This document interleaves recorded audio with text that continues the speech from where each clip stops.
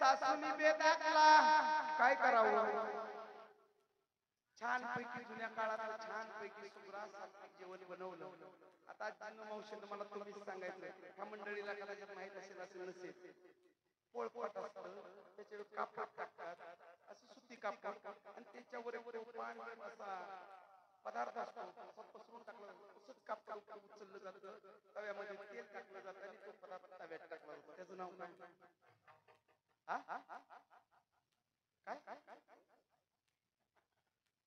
कोणाला वाटलं धप्पाट, पण ती धप्पाट नाही, अजून एक प्रकार आहे बघा, तुम्हाला नाही माहिती, इकडे माहिती.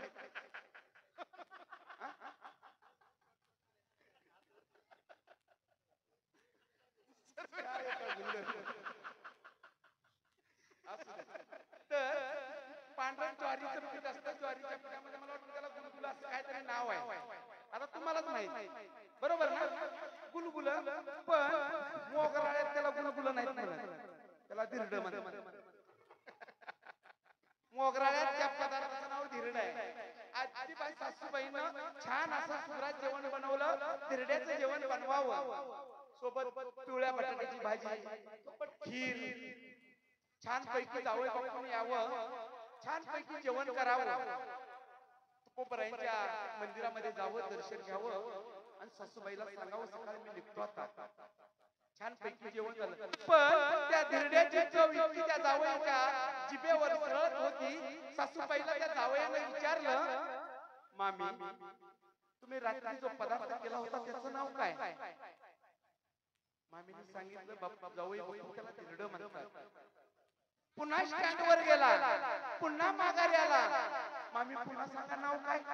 कारण एखादी गोष्ट आपल्याला आवडली, एखादी गोष्ट आपल्या आवडीची झाली की माणूस त्या गोष्टीच्या आहारी जातो आणि ती गोष्ट त्याला हवी हवीशी वाटते, हा सिद्धांत आहे. तसंच जावई पुन्हा मामीकडे आला, मामीला विचारलं, मामी रात्री जो पदार्थ बनवला होता त्याचं नाव काय? मामीने सांगावं जावई बापू धिरड. आता हा पदार्थ विसरायचा नाही का, की घरी जाऊन हा बनवायचा, पण नाव जर माहित असेल तर बनवायचा कसा? म्हणून त्यानं वारंवार मामीला विचारलं, धिरड्याचा पदार्थाचं नाव घेतलं, जावयानं बॅग सोबत घेतली, मुखामध्ये नामस्मरण सुरू झालं, धिरड धिरड. का? विसरू नये, चरण आहे दुसरं, चरण आहे दुसरं, की जो पदार्थ एवढा छान गोड सात्विक पदार्थ बनवला त्याचं नाव आपल्या मुखात जाऊ नये, म्हणून जावई बापूचं चिंतन सुरू झालं, धिरड धिरड. एसटी आली, मुंबई गाडी आली, एसटीला हात केला, एसटीत बसला, कंडक्टर जवळ आले, तिकीट, धिरड. म्हणलं आजपर्यंत मोगराळ्यापासून मुंबई पर्यंत धिरड नावाचं कुठं गाव नाही, तिकीट, धिरड धिरड. शेवटी कंडक्टरनं टपली मारावी, महाराज कुठं जायचंय? त्यानं सांगितलं मुंबईला कुर्ल्याला उतरायचंय, पण तिकीट कशी तरी काढावी, पुन्हा चिंतन सुरू व्हावं, धिरड धिरड धिरड. मोगराळ्यापासून मुंबई पर्यंत चिंतन सुरू आहे गड्यावर धिरड्याचं. एसटी थांबली कुर्ल्यामध्ये, एसटी थांबली, दरवाजा उघडला गेला, हा दरवाजातून खाली उतरला, दरवाजातून खाली उतरला, ही उभी राहिलेली गॅस, तशीच काही मुलं होती, केळ खाल्ली, साल टाकून दिली, याच्यावर चिंतनात, धिरड धिरड. धिरड्याच्या नादामध्ये पाय खाली पडला, पाय खाली पडला तसं घसरलं, घसरलं तसं पसरलं, पसरलं तसं विसरलं. काय विसरलं? आठवेच ना. तसं साहित्य आटपलं, पटपट पटपट डोकं खालवत घरी गेलं, त्याला त्याला गोष्ट काय आठवत नाही, मात्र जिभेवरची चव काही गेली नाही. घरी गेला, पत्नीला सांगितलं, ते बनव ते बनव.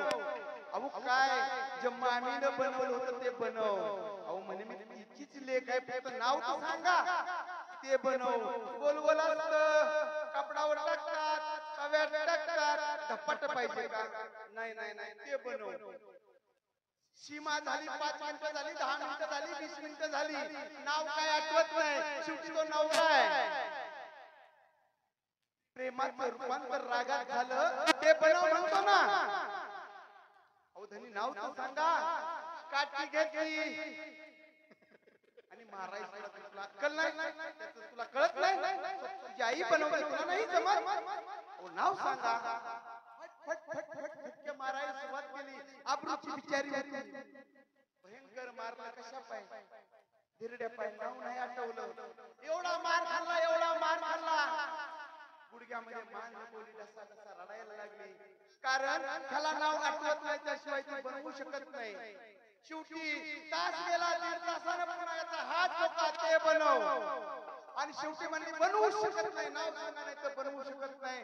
त्यानं घेतली मोगरी आणि पत्नीच्या पाठीमध्ये जोरात मारावी. कशी जोरात मारावी, तशी त्या पत्नीने आरतकली गाळी फोडावी. शेजारची सुदान आजी यावी. कधीच घरातल्या माणसं रडत नाहीत. आज काय झालं? पळत पळत आजी आली. बघितलं तर ती मुलगी मान खाली डसा डसा रडते. बरोबर तिनं पाठीचं पाहिलं आणि त्या काय म्हणावं, मुडद्या पुरीची पाटण धिरड्यासारखी केली. आज काय म्हणावं? अहो मी हेच सांगत होतो. दृष्टांत जाऊ द्या. त्यामुळे छोट्या कंपनीचा दृष्टांत आहे. अरे तुम्ही आम्ही आईच्या गर्भात टिकून राहावं, किंबहुना परमार्थाचा कळस कसं बनावं, याचं मूर्तिमंत ज्वलंत आणि जाज्वल्य उदाहरण संपूर्ण आहे. अशा या महान महात्माचा, महान साधूचा, महान विभूतीचा, ईश्वराच्या भगवंताच्या नामाचं महत्व मानवी जीवनामध्ये किती आहे? मानवी जीवनाला ईश्वराच्या नामाचं अधिष्ठान का असावं, याचं चिंतन मांडणारा गोड असा हा पहिल्या दिवसाच्या शेवटचा अभंग. अभंगाकडे ओळख असताना द्यायचा परिहार असा. इथं मला वाटतंय 30-40 जनता सोडली तर सगळे 40च्यातले. आणि या सप्ताहाला, या नाम सोहळ्याला, या उत्सवाला, या यज्ञाला 40 वर्ष आहे. म्हणजे बऱ्याच जणांच्या जन्मापूर्वीचा हा सप्ताह आहे. बऱ्याच जणांच्या जन्मापूर्वीचा हा सोहळा आहे. आणि तो आजपर्यंत अबाधित आहे. कारण 40 वर्ष तुमच्या आमच्या आयुष्यामध्ये बरंच काही सांगून जातं महाराज. 40 वर्षामध्ये दृष्टी बदललेली असते. कारण 40 वर्षामध्ये दृष्टिकोन बदलतो. आणि तुम्ही आम्ही पहिले 40 वर्ष खास्ता खाण्याचे. आणि जुन्या जाणत्यांनी या ठिकाणी जे 40 वर्षापूर्वी काळ जर आठवायचं, माझे आमचे काका वगैरे असतील, सर्वांना काळ आठवत असेल. 40 वर्षापूर्वी ज्या दिवशी हे रोपटं लावायचं, त्या दिवसाच्या गावचा उत्साह, त्या दिवसाचं गावचं वातावरण, त्या दिवसाची गावची परिस्थिती, आर्थिक, सामाजिक, शैक्षणिक सगळ्या बाजूला विचार करा. आणि 40 वर्षापूर्वी जेव्हा हे रोपटं लागलं गेलं, त्याला तुम्ही आम्ही सर्वांनी व्यवस्थित त्याची निगा राखली. आणि आतापर्यंत ते रोपटं अतिशय आधारवड म्हणून गावचं एक वेगळं नाव घेऊन पुढे आहे. कारण 40 वर्ष हे दृष्टिकोनाचा बदल करणार आहे. त्यासाठी अनेक जणांनी खस्ता खाल्ल्या, अनेक जणांनी आपला ध्येय झिजवला. परमपूज्य श्री समर्थ सद्गुरू दादा तथा शंकर मौली रसाळ महाराज यांच्या कृपा आशीर्वादानं सुरू असलेलं तद्वत समर्थ सद्गुरू अण्णा तथा पांडुरंग महाराज यांच्या आशीर्वादानं सुरू असलेलं आणि त्याचबरोबर त्यांना समर्थ साथ देऊन पुढे या गावचे वैकुंठवासी राजाराम महाराज तथा तात्या शंकर महाराज, त्याचप्रमाणे बाबा महाराज, त्याचप्रमाणे संपत महाराज जगदाळे, सगळी मंडळी आहेत वैकुंठवासी. पण वैकुंठवासी झाली खरी हो, पण आज कोकणामध्ये वेगळं गोकुळ तयार करून ही मंडळी पुढे गेली. कारण गोकुळ मथुरेचं गोकुळ होणं, त्यासाठी देव व्यवहारात त्याशिवाय मथुरेचं गोकुळ होत नाही. मथुरा हा संसार आहे आणि गोकुळ हे परमार्थ आहे. आज तुम्ही आम्ही मोगराळे नावाच्या गोकुळामध्ये आहोत. त्याचं कारण 40 वर्ष आहे. आणि त्याचप्रमाणे आता तुम्हा महोदयाचे एक आधारवड व्यक्तिमत्व माझ्या समोर आहे, उत्तम काका जगराळे. गेल्या वर्षी यात मला वाटतं बीज उत्सव सोहळ्यामध्ये वैकुंठवासी श्यामराव धोंडीबा जगदाळे तथा तुमचे आमचे परमस्थान असणारे तात्या त्यांनी या सोहळ्यामध्ये धीर ठेवला. परमभाग्याचा दिवस. त्यांना भावपूर्ण श्रद्धांजली अर्पित करूया आणि आपण नियोजित कार्यक्रमाकडे वळूया.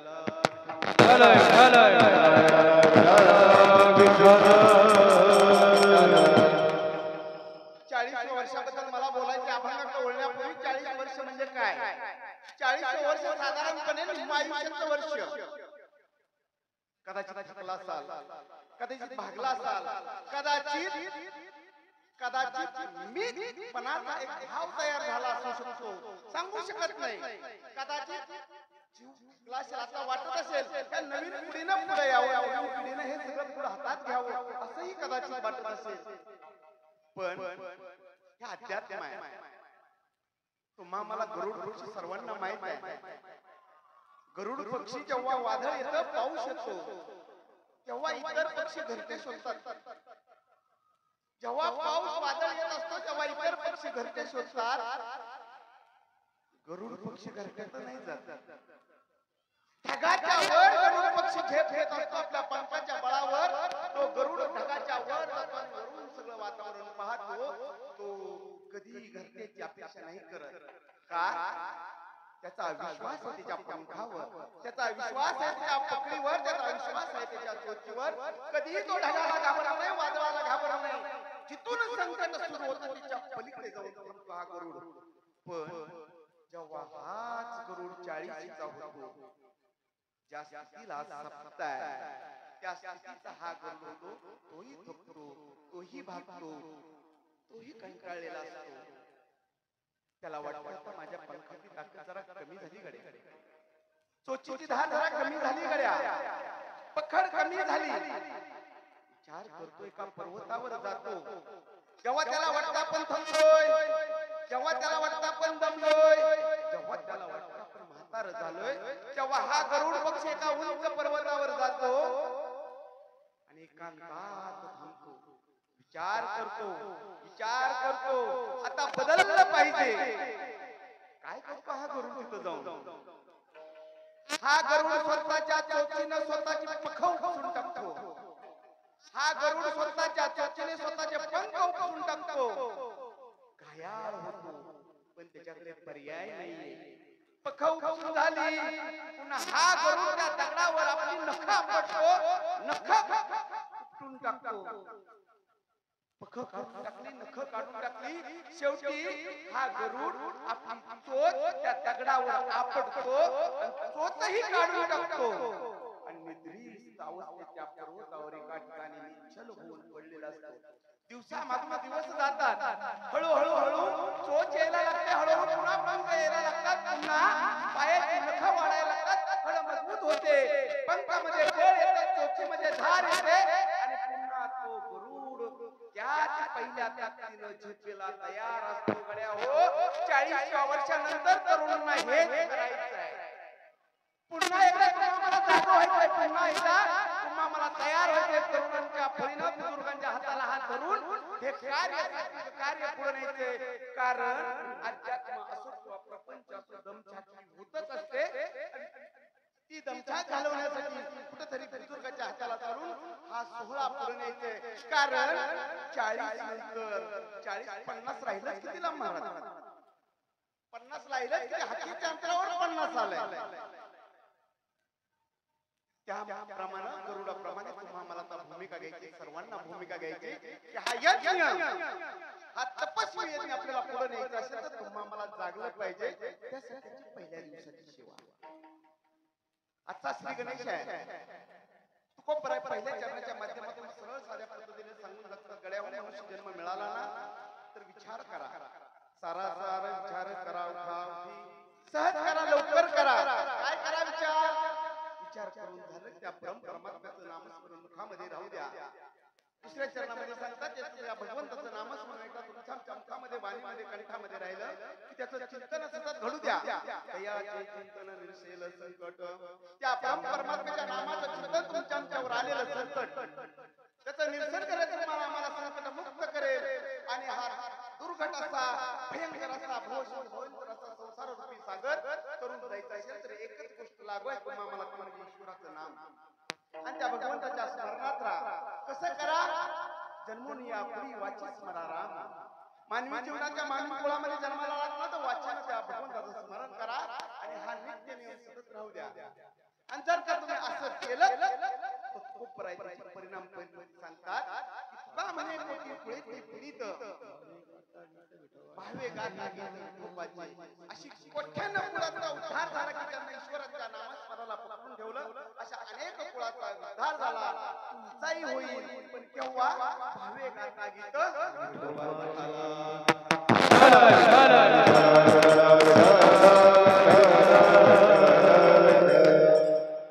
तुकोपराई या अभंगाच्या माध्यमातून तुम्हाला विचार करायला सांगतात.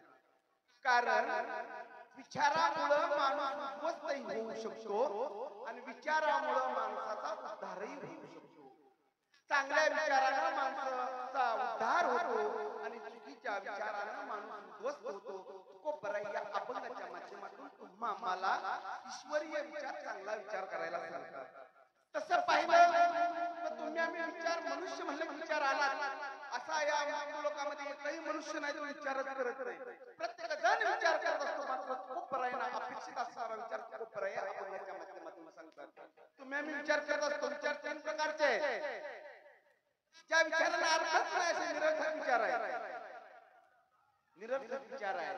दुसरे विचार दुःखदायक आहेत आणि तिसरे विचार हिताचे आहेत. फारच वातावरण गंभीर झालं. निरर्थक विचार ऐका जरा. तुमच्या आमच्या नेहमीच्या जीवनात विचार आहे. निरर्थक म्हणजे ज्या विचारांना महाराज काढीचा अर्थ, ज्या विचारांना कोणाचं चांगलं झालं असे विचार म्हणजे निरर्थक विचार. अर्थात गावच्या कट्ट्यावरचे विचार.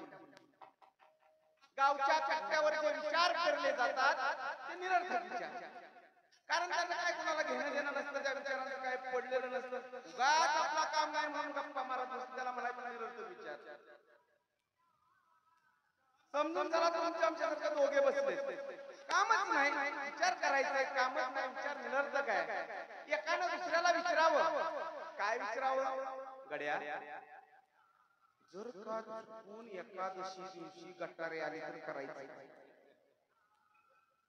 काय? प्रश्न आहे. गड्या जर का चुकून एकादशी दिवशी देव अमावस्या आली किंवा एकादशी दिवशी गटारी आली तर करायचं काय? दुसरं जरा छान आहे. ते काय म्हणते असं कधी होत नसतं. तिथी कधी बदलत. एकादशीला एकादशच येणार आणि गटारीला गटारीच येणार. हे काय होत? पण चुकून झालं तर पण चुकून झालं तर काय करायचं? अरे बाबा होऊ शकत नाही.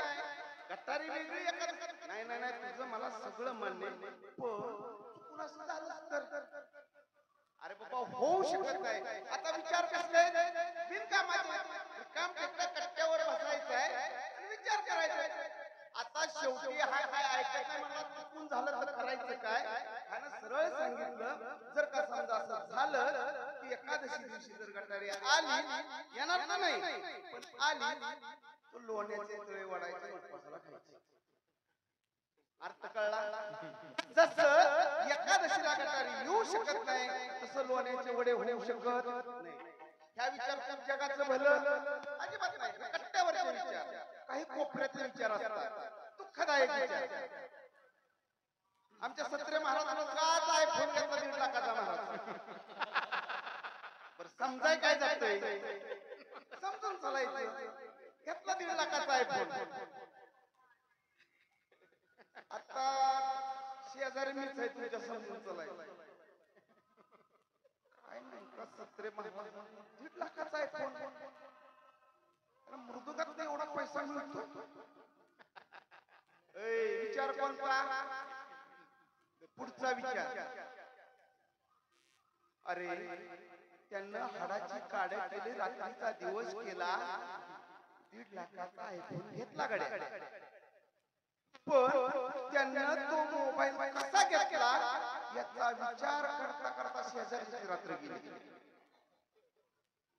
त्याने नेमका घेतलाच कसा याच्यावर हे रातभर विचार करतोय. शेजारी सांगतोय अरे त्याने हाडाची काढ केली, रक्ताचं पान केलं, दिवसा दिवस रात्र जागला आणि त्याने मोबाईल पण घेतलाच कसा. अख्खी रात्र झोपलं नाही. दुःख कुणाला झालं गाड्या? हे विचार कोपऱ्यातले विचार, ते विचार दुःखाला कारण असतात. अजून सांगू आमच्या माता भगिनींच्या भाषेत, शेजारणीने केली भाजी त्याचा सुटला वास ग, शेजारणीने केली भाजी त्याचा सुटला वास ग, मला नाही दिला घास तिचा होऊ दे सत्यानाश ग, मला नाही दिला घास तिचा होऊ दे सत्यानाश ग. हे विचार करले द्वेषाचे विचार, ते विचार दुःखाला कारण आहेत. भाजी तिनं केली, तिनं निवडली, तिनं शेतात आणली, त्या भाजीचा दरवर तुझ्या घरापर्यंत आला, यायचं का नाही ते ठरवेल, पण मिळाली नाही म्हणून तुझा काय होऊ दे. हा विचार दुःखाला कारण आहे. हाही विचार आमच्या कामाचा नाही, तोही विचार कामाचा नाही. याच्याही पुढे जाऊन सांगतो ते दुःखाचे विचार आहे.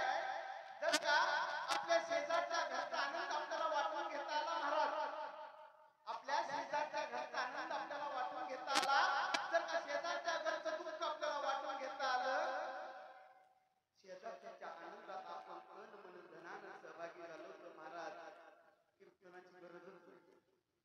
महाराष्ट्राला कीर्तनाची गरज नाही, कारण आज विचाराच्या पेरणीची गरज आहे. सगळ्या गोष्टी उपलब्ध आहेत. कोपराई अभंगाच्या माध्यमातून विचार करायला सांगतात. फक्त एका चांगल्या विचाराची गरज आहे, कारण समाजाची जडणघडण या चांगल्या विचारातून होत असते. धनानं होत नाही, जडणघडण विचारानं होते. 40 वर्ष झाली या सत्याला, कसे धनानं का विचारानं? विचाराच्या सोबत धन लागेल, पण नुसतं धन काही करू शकत नाही. विचार महत्वाचा आहे. मग तुकोबराय मला मार्गदर्शन करताना सांगतात, हाही विचार आमच्या कामाचा नाही, तोही विचार कामाचा नाही. तुकोबराय विचार कामाचा कोणता आहे? तुकोबराय सांगतात तो विचार पहिल्या चरणात. सारा सार विचार करा बुधा बुधी, सारा सार विचार करा बुधा बुधी, सारा सार विचार करा बुधा बुधी, सारा सार विचार करा बुधा बुधी,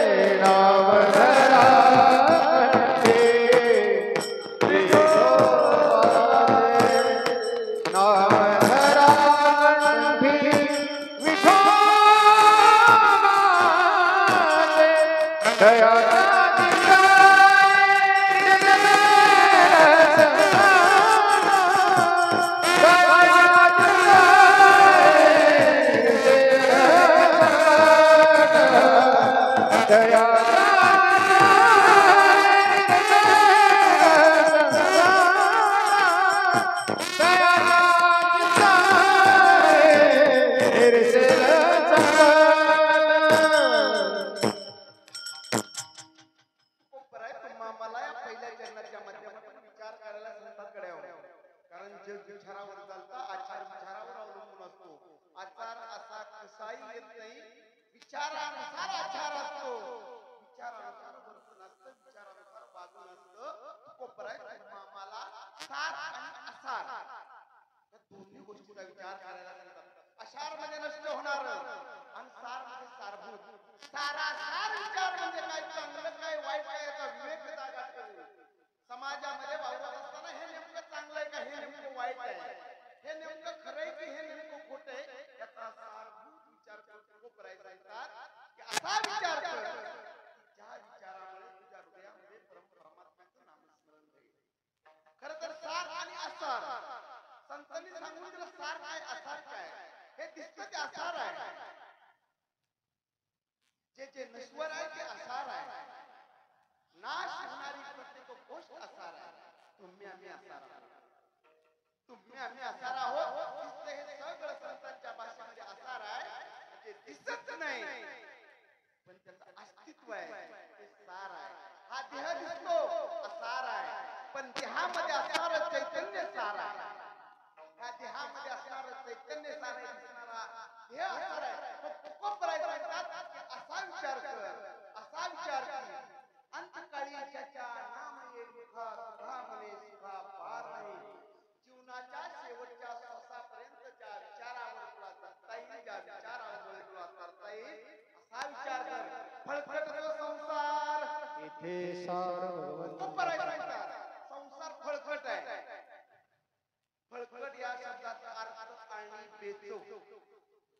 येथे सार भगवंत, तुमच्या आमच्या आयुष्याचं सार भगवंत आहे. कारण तुकोबराय पुन्हा एकदा एका ठिकाणी सांगतात, तुका म्हणे हा जी आहे शिष्टाचार, विठोबाचे नाम सारते. माझ्या भगवंताचं नाम हे सार आहे. सार म्हणजे ज्याला नाश नाही, जे कडपर्यंत टिकणार आहे असा विचार तुकोबराय सांगतात. तुकोबराय तुम्हाला विचार चांगला देतात. विचार कोणता कर की जो तुमच्या आमच्या हिताचा आहे, तुमच्या आमच्या आयुष्याचा हिताचा आहे. पण तुकोबराय तुम्ही सांगता असा विचार केला काय करायचा विचार तुकोबराय सांगतात. सरळ सांगतात नाम धरा ग्रंथ विठोबाचे, देवाचं नाम खाणं घे. आता इथं दोन गोष्टी आहेत महाराज. चांगला विचार केला अर्ध चरण आहे, उत्तरार्धामध्ये तुकोबराय सांगतात की नाम धरा ग्रंथ विठोबाचे. भगवंताचं नाम अर्ध्या चरणामध्ये, अर्ध्या चरणामध्ये विचार आहे.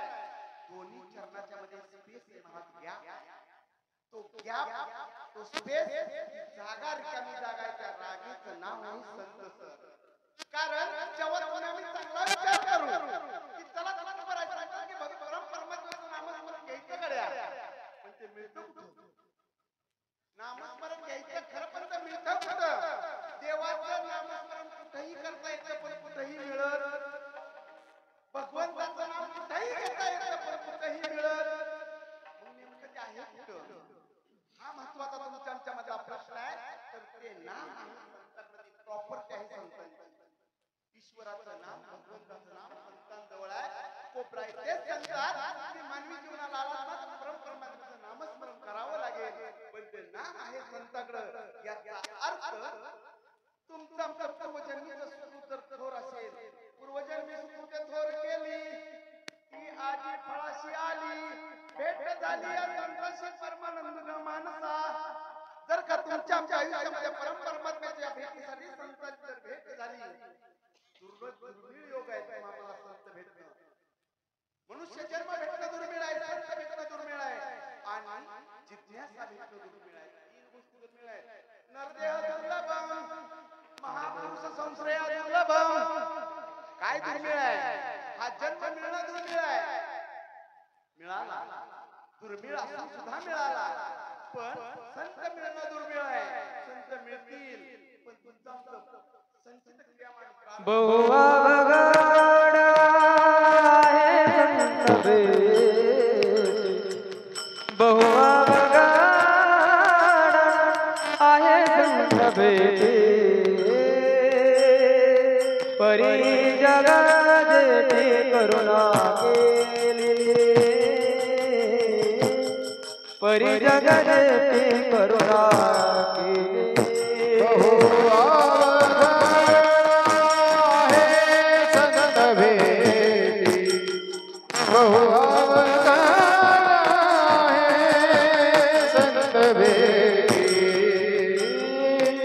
परी जगा जेठी करुणा केली, परी जगा जेठी करुणा केली. त्या परम परमात्म्याला जर दया आली तर भेट होऊ शकते. का म्हणे होता ठेवा, जर का ठेवा असेल तुमच्या आमच्या संस्कृतामध्ये, तुमच्या आमच्या प्रारब्धामध्ये, जर आमच्या संत चांगल्या कर्माचा जर ठेवा असेल तर तुम्हाला संतांची भेट होईल.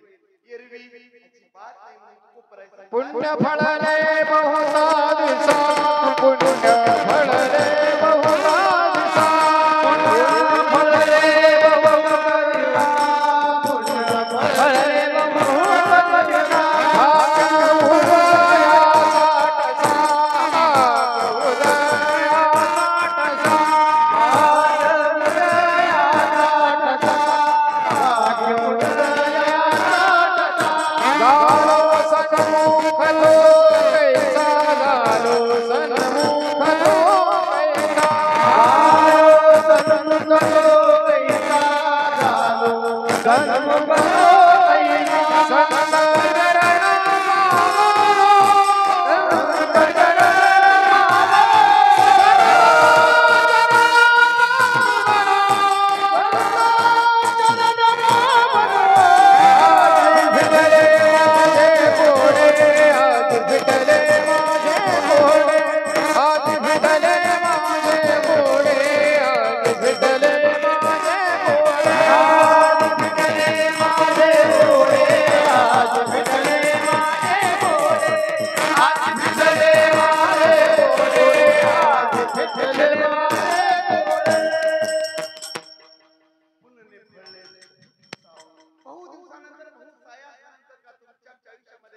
संत आले तुमचं भाग्य फळाला आलं म्हणायचं. म्हणून तुकोबराय सांगतात तुम्हा मला संतांची गरज आहे, तुम्हा मला संत सहवासाची गरज आहे. तुम्ही म्हणाल महाराज तुम्ही संत संत म्हणता, एवढं काय संताबद्दल सांगताय? हो, कारण मानवी जीवनाच्या उद्धारासाठी संतांची भूमिका महत्वाची आहे. अहो माझ्या ज्ञानोपरायच्या सहवासामध्ये जड भिंती नाही हो महाराज, माझ्या ज्ञानोपरायच्या सहवासामध्ये जड भिंती ऐवजी मंदिर व्हावं, माझ्या ज्ञानोपरायच्या सहवासामध्ये खांब यावा त्याचं मंदिर व्हावं, माझ्या ज्ञानोपरायच्या सहवासामध्ये एक जड रेडा यावा त्याचं मंदिर व्हावं, माझ्या ज्ञानोपरायच्या सहवासामध्ये भंडाऱ्यासारखा डोंगर यावा, डोंगराचं पैठण काशी व्हावं. अरे आज त्या डोंगराला काय महत्व आहे? कारण काय? फक्त संतांचा सहवास. जर का निर्जीव ठिकाणी जड ठिकाणी संतांचा सहवास झाला त्याचं मंदिर होतं, याचं नेमकं काय होईल? कारण असतानाच मंदिर आहे, हे असतानाच मंदिर आहे. म्हणून तुकोबराय सांगतात की संतांची तुमच्या आमच्या आईमध्ये गरज आहे. अहो जर का घरातली भाकरी जर देवापुढे गेली तर त्याचा प्रसाद होतो महाराज. जोपर्यंत घरात आहे तोपर्यंत भाकरी आहे. तीच मंदिरात गेली, जागा बदलली, ठिकाण बदललं, प्रसाद झाला. अहो बिळात राहणारा उंदीर जर का बाप्पाच्या दरबारात गेला की मुशलराज त्याच्या चरणावर डोकं ठेवतो. जागा बदलली, विचार बदलला, ठिकाण बदललं. गोठ्यामधला बैल जर का माझ्या भोलेनाथा समोर गेला तर नंदी होतो. अरे तुम्हा मला तेच करायचंय, जागा बदलायची आहे, विचार बदलायचे आहे. ती जागा आमच्या संतांच्या पायाजवळ आहे, संतांच्या चरणाजवळ. धरावे संतांचे ते पाय, धरावे संतांचे पाय, धरावे संतांचे पाय, धरावे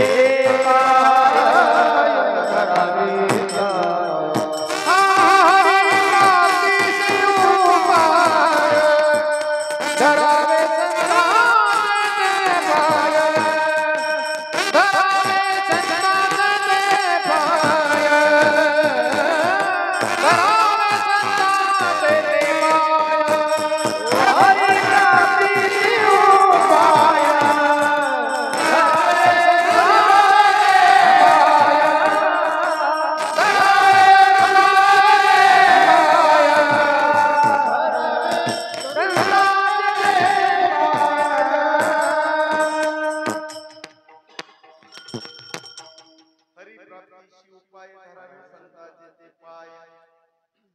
संतांना शरण गेल्याशिवाय नाम समोर आहे तुकोबराय सांगतात नाम समोर आहे पण ते भाग्यामध्ये असल्याशिवाय मिळू शकत नाही. त्यासाठी संतांना शरण जाणं गरजेचं आहे.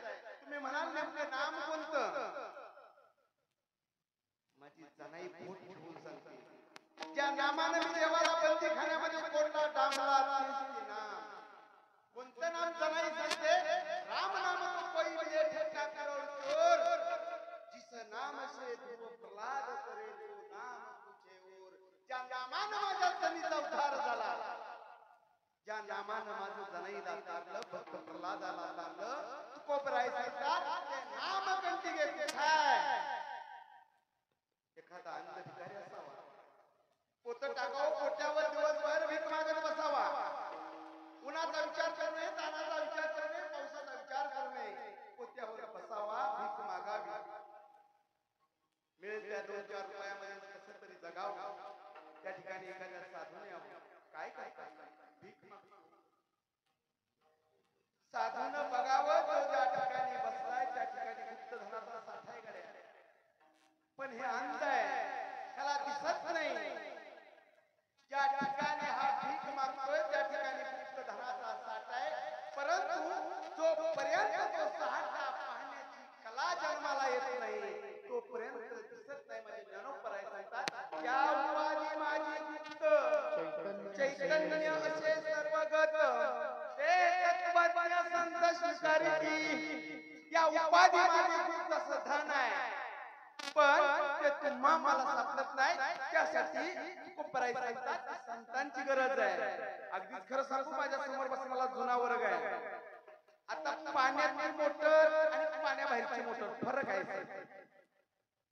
जुन्या काळामध्ये पाण्याबाहेरची मोटर होती, विहिरीत पाणी भरपूर आहे, विहिरीमध्ये पाणी भरपूर आहे, पण बटन टाकण्यापूर्वी काका काय करायला लागायचं? वरून पाणी भरायला लागायचं का विहिरीत पाणी नाही म्हणून. जर का विहीर पाण्याने गच्च भरलेले आहे परंतु बटन टाकण्यापूर्वी वरून पाणी भरायचं का, नेमकं कारण काय? त्या विहिरीला काय पाणी वाटणार आहे म्हणून? अजिबात नाही. फक्त या पाण्यानं त्या पाण्याला स्पर्श करावं, ऊर्जा द्यावी, बटन टाकायचं, उकळे हाणावे. काय कारण? संतांचं संस्कृती बरं कमी. तुमच्यामध्ये असणारं चैतन्य त्याला उकळी हाणायचं काम नाम करतं. ते संतांजवळ आहे. संतांनी एकदा का नाम पाण्याचं बटन दाबलं की तुम्हा मला या चैतन्य देह रूपी विहिरीतून त्या पाण्याचा स्वाद घेता येतो. म्हणून तुमच्या आमच्या आयुष्यामध्ये संतांची गरज आहे. या उपाधीमध्ये ते गुप्त आहे. ज्याप्रमाणे त्या अंधाला ते धन दिसलं नाही त्याप्रमाणे तुम्हा मला असणारा परमपरमात्मा आमच्या चैतन्य घन परमपरमात्मा दिसत नाही. त्यासाठी तुमच्या आमच्या आयुष्यामध्ये संतांची गरज आहे. आणि जर का भेटले तुकोबराय सांगतात धरा कुठं? कंठामध्ये. आता तुम्ही म्हणाल ना कंठामध्ये शब्दाचं काय फोड करताय, शब्दांची काय छेड करताय, पण तुकोबरायचा प्रत्येक शब्द मार्मिक आहे. तुकोबराय जर का वाणी 4 प्रकारची आहे महाराज, परा, पश्चंती, मध्यमा, वैखरी, 4ही वाणीचं नाव तुकोबरायने नाही घेतलं. तुकोबराय सांगतात कंठामध्ये धरा का? कंठी प्रेम दाटे नैनी लोटे हृदय प्रगटे नाम रूप. कंठामध्ये याच्यासाठी धरायचं की तुमच्या आमच्या या देहामध्ये शतचक्र आहे. कंठामध्येच का धरायचं? संतांचा प्रत्येक शब्द मार्मिक आहे, प्रत्येक शब्दाला अर्थ आहे. मूलाधार चक्र, स्वादिष्टान चक्र, अनाहुत चक्र, मणिपूर चक्र, विशुद्ध चक्र. ज्या ठिकाणी तुकोबराय तुम्हाला त्या देवाचं नाम ठेवायला सांगतात ती जागा आहे विशुद्ध चक्राची आहे. आणि तिथं जर ते ठेवलं तर कंठी प्रेम झाली. आणि मग त्या आत्मचक्राची शस्त्रधार करून तुम्हाला जे उपाधी असणारे गुप्तधन मिळणार आहे. म्हणून तुकोबराय आवर्जून सांगतात कंठी धरा. कारण कंठी धरलं तर ते साठवता येतं. कारण वैखरीनं तर नाम घ्यायचंच तुम्हाला. वैखरी वाणी जे बोलतो ज्या वाणीला ती वाणी वैखरी आहे. पण तुकोबराय आवर्जून सांगतात की नाम धरा कंठी विठोबाचे. तुकोबराय तुम्ही सांगता नाम धरा विठोबाचे. चला तुम्ही म्हणता आम्ही देवाचे नामस्मरण करायला सुरुवात केली, परिणाम काय? दुसरं चरण कयाच्या चिंताने रचल संकट कयाच्या चिंताने निर्जल संकट निर्जल संकट कयाच्या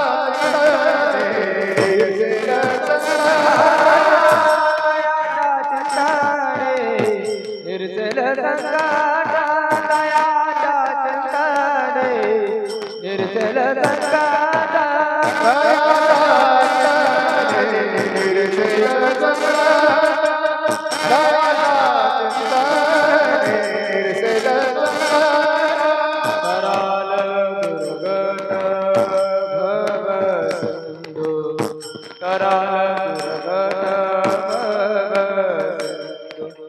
कराल दुर्गत भासुंदो कयाच्या चिंताने निर्जल संकट कयाच्या चिंताने निर्जल संकट कराल दुर्गत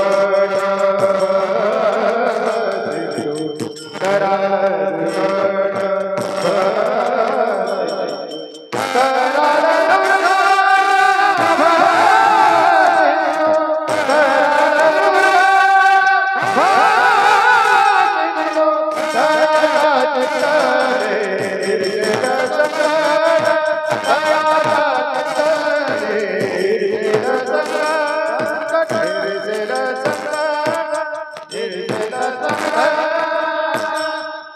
एकदा कामात भाग्यानं संत कृपेनं तुमच्या त्या देवाचं नाम आलं, देवाचं नामस्मरण तुमच्या आमच्या जवळ आलं की तुकोबरायचं गिरण चालू झालं.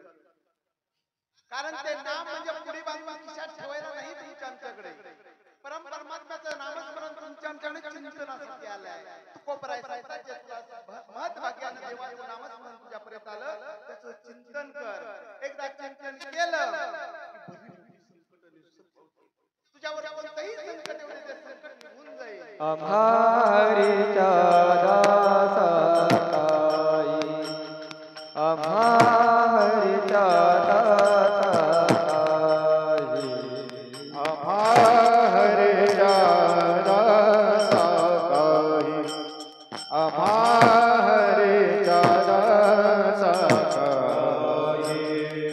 भय नाही त्रैलोके भय नाही त्रैलोके देव उभा आहे कोडे उभवे कोडे संकट भय नाही त्रैलोके भय नाही त्रैलोके देव उभा आहे पुढे देव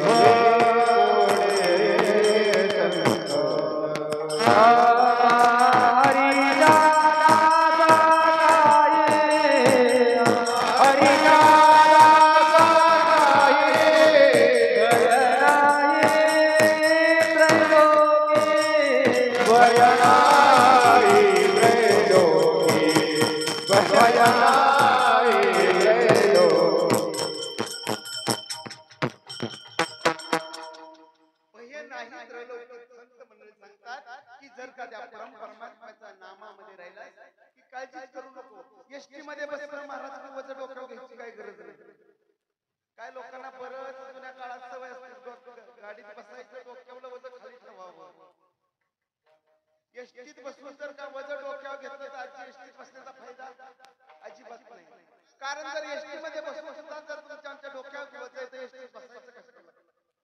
तसं संत सांगतात की जर का परमात्म्याचं चिंतन करत असते तर माझ्याकडे सोड. मी जबाबदारी तुझं ओझं माझ्याकडे दे. फक्त तुझं काम आहे तयाच्या चिंतने निर्जल संकट. तुझं काम आहे त्याचं चिंतन करणं. अगदीच प्रसंग सांगून जाऊ. चला महाभारतात 5 मिनिटांमध्ये जाऊया. कौरव आणि पांडव तुलत कौरव आणि पांडव तुलत भाव. भांडण सत्तेचं आहे, भांडण जमिनीचं आहे, भांडण प्रॉपर्टीचं आहे. कौरव 100 आहेत, पांडव 5 आहेत. बारकाईनं प्रसंग आहे का चरण दुसरे दयाच्या चिंतने निर्जल संकट. भांडण पेटलं, कौरवांना साथ आहे शकुनी मामाची आणि पांडवांना साथ आहे माझ्या परमात्म्याची. जिथं जिथं शकुनी मामा आहे तिथं काडी लागल्याशिवाय, ज्या ज्या गावामध्ये ज्या ज्या ठिकाणी शकुनी आहे तिथं वाद पेटल्याशिवाय राहत नाही. परंतु पांडवांच्या बाजूला भगवंत आहे आणि या बाजूला कौरव 100 असले तरी शकुनी मामाच्या मार्गदर्शनाखाली भांडण चालू आहे. भांडण पेटलं, दुर्योधनानं सांगितलं सुईच्या टोकावर बसले एवढं सुद्धा मिळत नसतं. पांडव समजदार होते, देवाचे लाडके होते, देवानं सांगावं पांडवांनी ऐकावं. पण तरी सुद्धा शकुनी मामाचं डोकं जरा तिरकत चालायचं. पांडव हुशार होते, बुद्धिमान होते, पण गावठी भाषेत लबाड होते. कौरवांच्याकडे ती संख्या जास्त होती, त्यांचा मार्गदर्शकच मुळात लबाड आहे. शकुनी मामाने सांगावं आणि कौरवांनी ऐकावं. एक दिवसाचं ठरलं, हे पांडव कसे नाही ऐकणार, त्यांना दूध खेळायला लावूया. दूध म्हणजे आमच्या भाषेत जुगार. कारण पांडवांना जुगार खेळता येत नव्हता, परंतु नाईलाजाने खेळावा लागला. जुगारामध्ये पांडव हरले. हरल्यानंतर एवढा मोठा युधिष्ठिर धर्मराज यांना म्हणतात, स्वतःला घाण ठेवलं, स्वतःचे 4 भाऊ घाण ठेवले. कशा पाय? जुगारला पाय.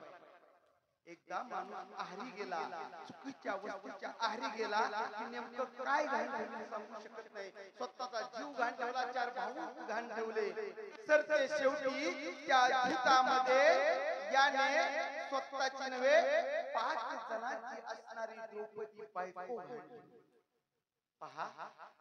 स्वतःच्या पत्नीला या युद्धामध्ये धर्मराजाने घाण ठेवलं आणि दूध शकुनी मामाच्या नुसार जिंकले, कौरव जिंकले. आता ही सगळे कोणाच्या झाले दासी? कौरवांच्या दासी. पण द्रौपदी माता एके दिवशी सहज बोलून गेली होती मैसभेमध्ये. काय? सहज दुर्योधन चालला होता, चालता चालता पाय निसटला, घसरला आणि पडला. पडल्यानंतर द्रौपदी माता एक वाक्य बोलली होती, आंधळ्याचं लेकरू. कारण धृतराष्ट्र आंधळे होते आणि आंधळ्याचं लेकरू आंधळच म्हणले. समाज हसला आणि त्या हसलेलं शल्य दुर्योधनाच्या हृदयामध्ये होते. आणि एकदा का दास्यत्व मिळालं, इकडे दास्यत्व स्वीकारलं, 5 भाऊ दास्य झाले, पत्नी दासी झाली. आता दुर्योधनाच्या डोक्यात खटकी जागी झाली की मै सभेमध्ये मला हसले आहे, मला आंधळे म्हणले. ज्या क्षणाला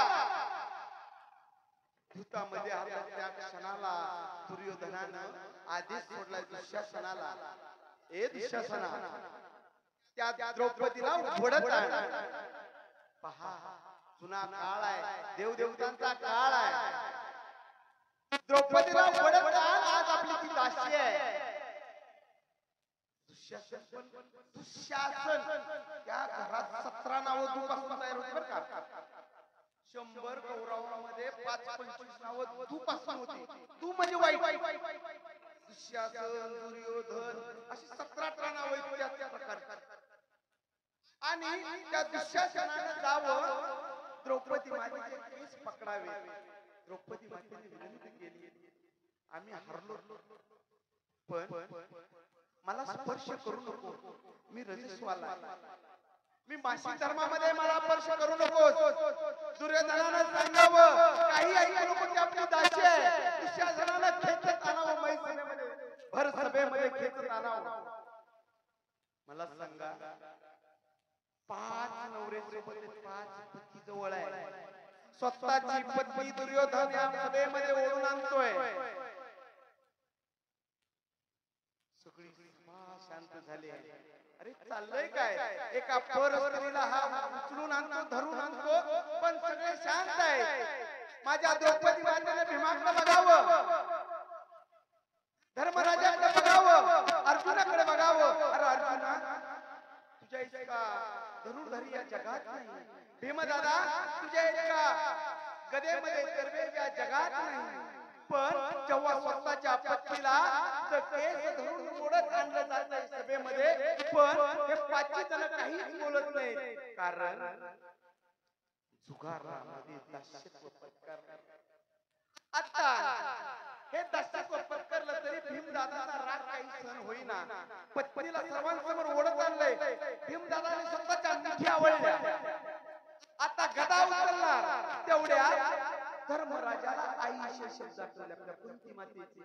कुंती मातेने सांगितलं होतं, धर्मराजा भीमाचा राग भयानक आहे, पण तो राग योग्य की अयोग्य ओळखायचं कसं? जर का भीमदादानं आपल्या पायाचा अंगठा जमिनीच्या दिशेने दाबला तर राग अयोग्य आहे, आणि जर का पायाचा अंगठा आकाशाच्या दिशेने उचलला तर राग योग्य आहे. जसं भीमदादानं मुठी आवळल्या आणि भीमदादा गदा उचलला तेवढा धर्मराजाचं रक्ष भीमदादाच्या पायाकडे केलं. पायाची नख पायाचा अंगठा जमिनीला दाबलाय. धर्मराजानं ओळखलं हे चुकीचं घडेल. भीमा हात धरला, शांत केलं, आणि दुःशासनानं दुर्योधनानं माझ्या द्रौपदी मातेच्या वस्त्राला हात घातला. 5 पती असून सुद्धा एकही कामाचा नाही, संकटकाळी एकही आला नाही. समोर फार मोठी विद्वान मंडळ आहे, ज्ञानवान आहे, तपवृत्त आहे, ज्ञानवृत्त आहे, वयोवृत्त आहे. एका स्त्रीचा अपमान होतोय, एका स्त्रीच्या अब्रूला हात घातला जातोय, पण या समाजामध्ये एकही पुढे येत नाही. द्रौपदी मातेनं विचार केला, पतीच्या अपेक्षा सगळी पती येऊ शकत नाही. ज्ञानवृत्त मंडळी इथे आहेत, जुने जाणते आहेत, येऊ शकत नाही. आणि हा दुःशासन दुर्योधन अविचारी माणसानं माझ्या साडीला हात घातलाय. आता मात्र द्रौपदी मातेचा नाविलाज झाला. ध्यानात घ्या, या ठिकाणी एक सिद्धांत लपलाय. जोपर्यंत आपण आपल्या नातेवाईकाची अपेक्षा करतो, जोपर्यंत आपण माणूस म्हणून आपल्या जवळच्या माणसाची अपेक्षा करतो, तेव्हा देव 4 हात दूर असतो.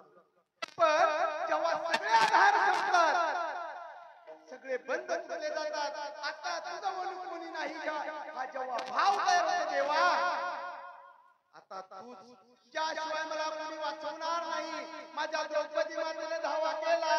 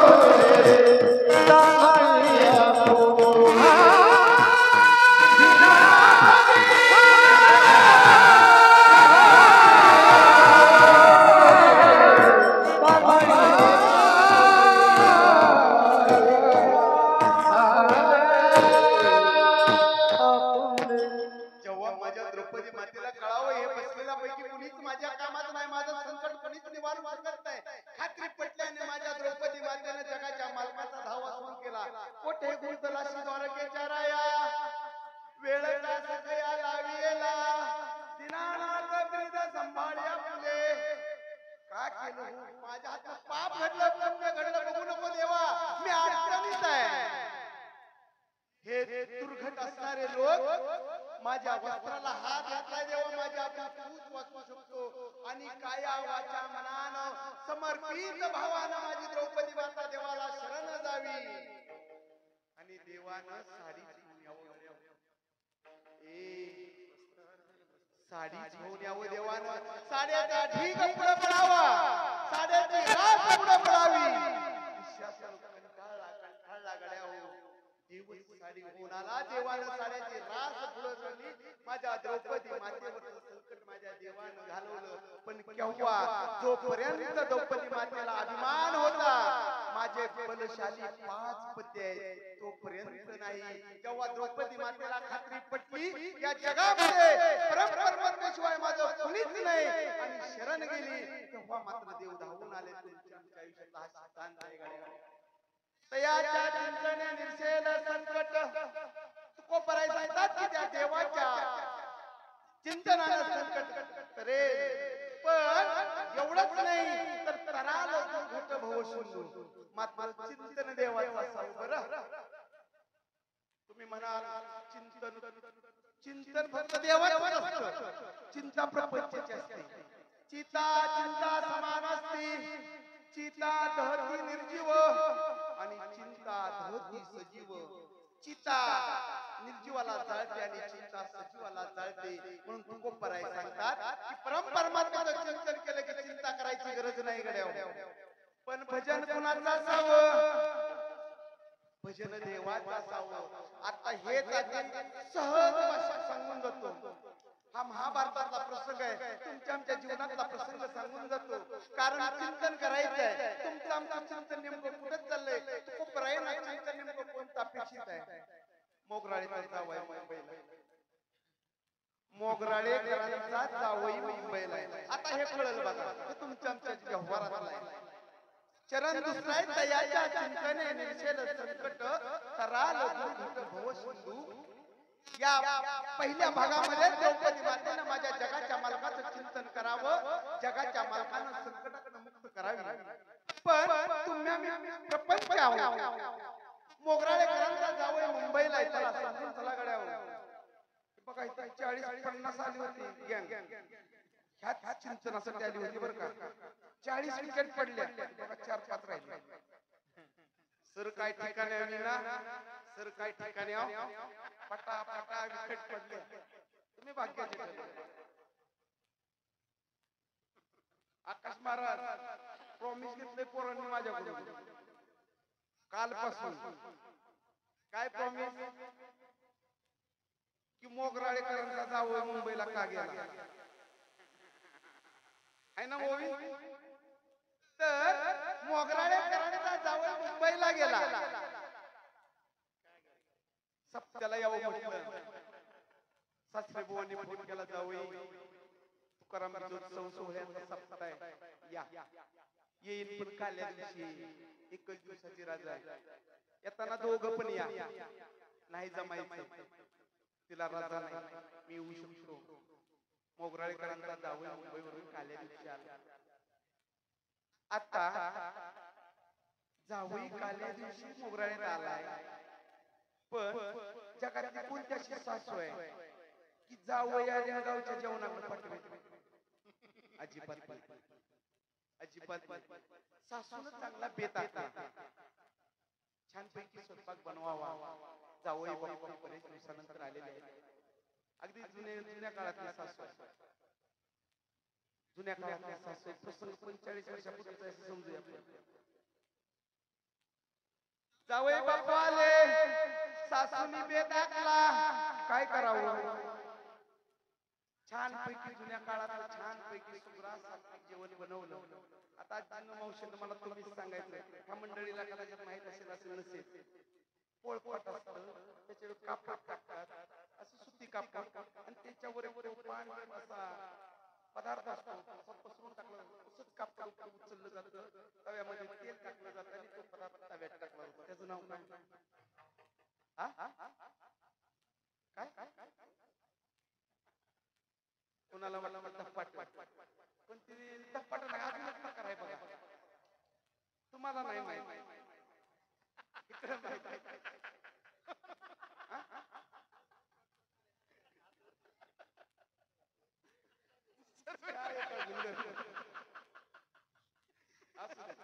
तर पांढऱ्या ज्वारीचं पीठ असतं, ज्वारीच्या पिठामध्ये मला वाटतं त्याला गुलगुला असं काहीतरी नाव आहे. आता तुम्हालाच माहिती, बरोबर ना? गुलगुल पण मोगराळ्यात त्याला गुलगुल नाही म्हणत, त्याला धिरड म्हणतात. मोगराळ्यात त्या पदार्थाचं नाव धिरड आहे. आजीबाई सासूबाईनं छान असं सुरात जेवण बनवलं, धिरड्याचं जेवण बनवावं, सोबत पिवळ्या बटाट्याची भाजी, खीर, छान पैकी जावई बापून यावं, छान पैकी जेवण करावं, कोपरायांच्या मंदिरामध्ये जावं, दर्शन घ्यावं आणि सासूबाईला सांगावं सकाळी मी निघतो आता. छान पैकी जेवण झालं, पण त्या धिरड्याची चव इतकी त्या जावयाच्या जिभेवर सरळ होती. सासूबाईला त्या जावयाने विचारलं, मामी तुम्ही रात्री जो पदार्थ केला होता त्याचं नाव काय? मामीने सांगितलं, बाप जावई बापू त्याला धिरड म्हणतात. पुन्हा स्टँड वर गेला, पुन्हा माघारी आला.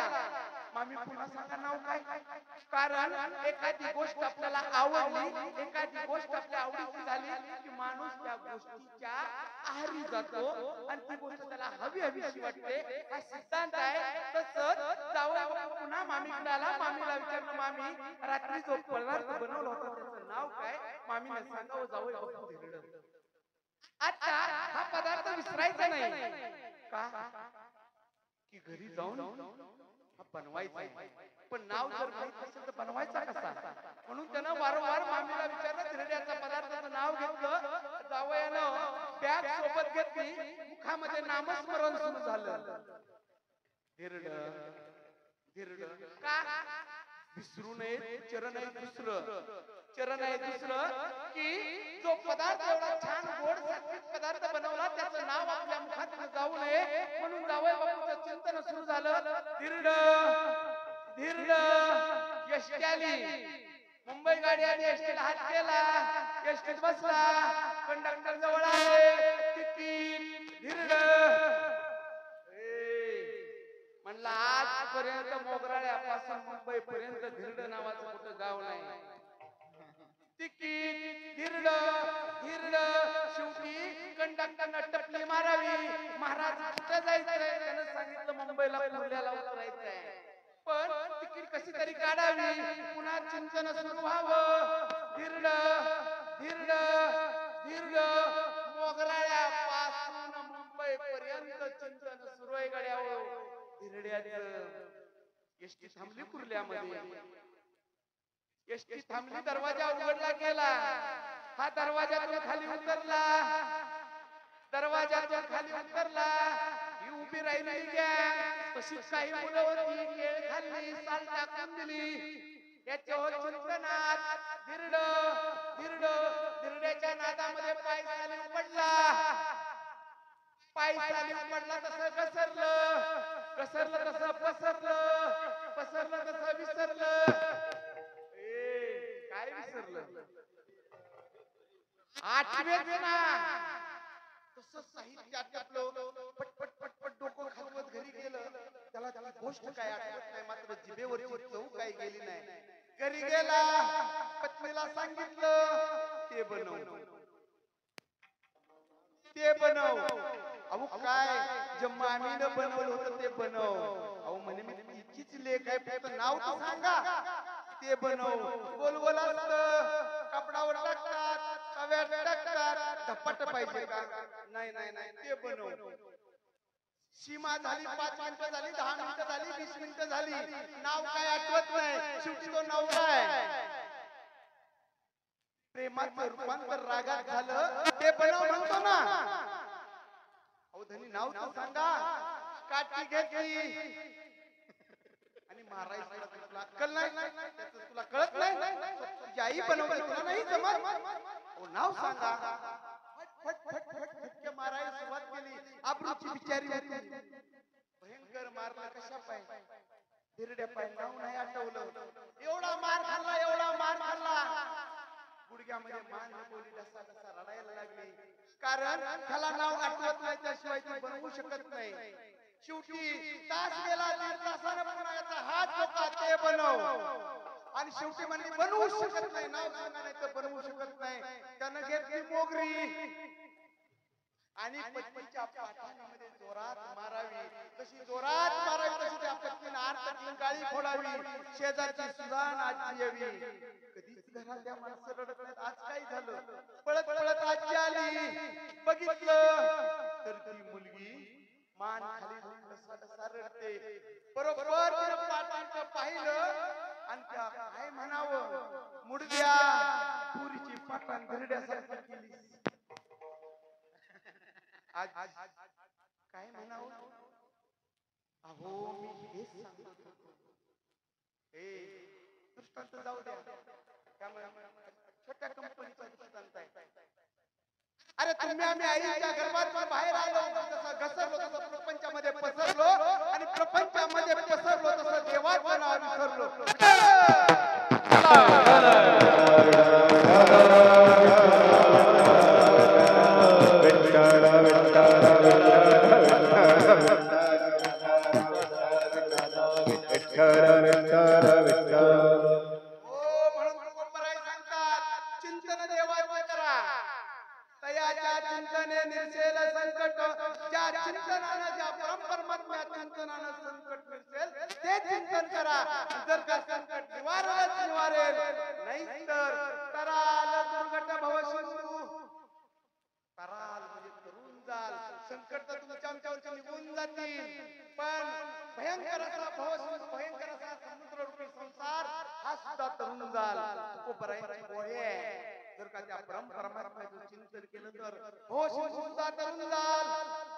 माझी संत जनाबाई म्हणते तुम्ही आम्ही समुद्र पाहिलाय समुद्रापेक्षाही खोल आहे समुद्रापेक्षाही खोल आहे अरे बरेच जण म्हणजे मी संसार करीन पुरा नाही झाला गड्या हो कुणाचा रावणाचा झाला नाही जे म्हणजे कुणाचाच झाला नाही कारण संसार दुर्घट आहे संसाराची खोली मोजता येत नाही सागराची ज्याप्रमाणे खोली मोजता येत नाही सागराचा अंत लागत नाही त्याप्रमाणे संसाराचा अंत लागत नाही पण कोपराई गॅरंटी देतात जर का तू परमपरमात्म्याचं चिंतन केलं तर तोही करेल कारण माझी संत बहिणाबाई सांगतात कटी ठेवून या हात जना दावी तो संकेत भवसिंधूचा अंत इतकाची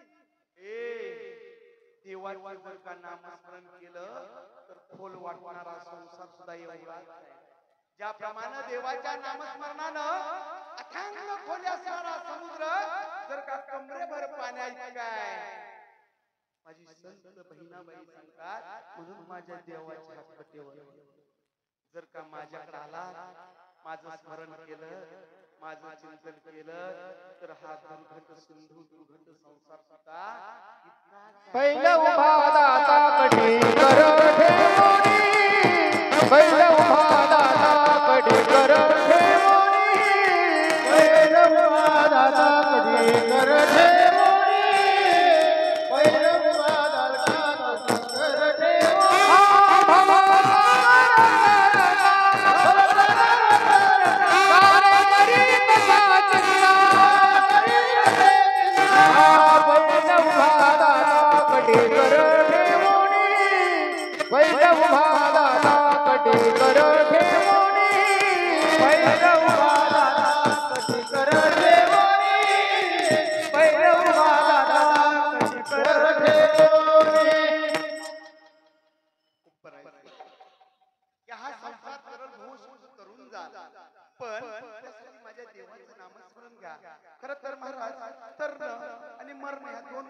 सिद्धांताकडे जाऊया हा शब्द का वापरतात आपण पाण्यामध्ये पोहणारी सगळी माणसं आहोत ज्याला पाण्यामध्ये पोहता येतो तो तरतो ज्याला पाण्यामध्ये पोहता येत नाही तो मरतो सरळ आहे ज्याला पाण्यामध्ये पोहण्याची कला आली तो तरला ज्याला पाण्यामध्ये पोहण्याची कला नाही आली तो मरला या ठिकाणी तुम्ही आम्ही जर दुसऱ्या ठिकाणी सांगतात हा ध्यान अशांत आहे तुला जायचंय किंवा मरायचंय इथंच असतं कोपराय का बरं बोलत असतील की तरार तरार तरार कोपराय दुसऱ्या ठिकाणी सांगतात जगा काळ खाय आम्ही आता दिला पाय याला तरणे म्हणायचं बरं का जगाला काळ खातो ज्याच्या माथ्यावर काळ पाय देतो तो मरला म्हणायचं आणि काळाच्या पाया माथ्यावर जो पाय देतो त्याला तरला संत काळाच्या माथ्यावर पाय देतात आणि काळ आपल्या माथ्यावर पाय देतो.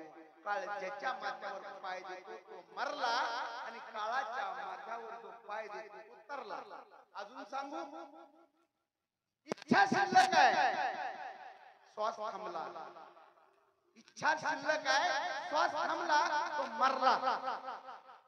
इच्छा संपली, श्वास शिल्लक आहे, तो तरला. तरण म्हणजे काय? माझे मरण पाहिले मी डोळा. कोपराय सांगतात मी मरण पाहिलंय रे. कारण जगातली सगळ्यात आश्चर्यकारक गोष्ट आहे मरण. कारण ते स्वीकारावं लागतं. परंतु कोपराय याला भाग्य समजतात. जन्माला कुणीही येऊ शकतं, पण कोपराय सांगतात की मरण ही अद्भुत गोष्ट आहे. पण मरण कसं असावं? तर आलं घट भव सिंधू, काळाच्या माथावर पाय घेऊन पलीकडे जाता यावं, याला मरण म्हणावं गड्यावा. तुका म्हणे एक मरणाची सरे, याला मरण म्हणावं. कोपरायांना सांगायचं हे मरण की एक म्हणे एक मरणाची सरे, उत्तम चिमुरे कीर्ती मागे. तराल्याचा अर्थ तोच आहे. ज्याप्रमाणे ज्याला पोहण्याची कला आहे तो तरुण जातो, ज्याप्रमाणे त्याच्याकडे भगवंताच्या नामाची कला आहे तो तरुण जातो, आणि ज्याच्याकडे संसाराची कला आहे तो मरून जातो. म्हणून तुकोबराय सांगतात जर का हा भवशंभू तुला करायचा आहे तर दयाच्या चिंतनच्या माझ्या जगाच्या मालकाचं चिंतन कर. कसं? विठोबा रखुमाई विठोबा रखुमाई विठोबा रखुमाई विठोबा रखुमाई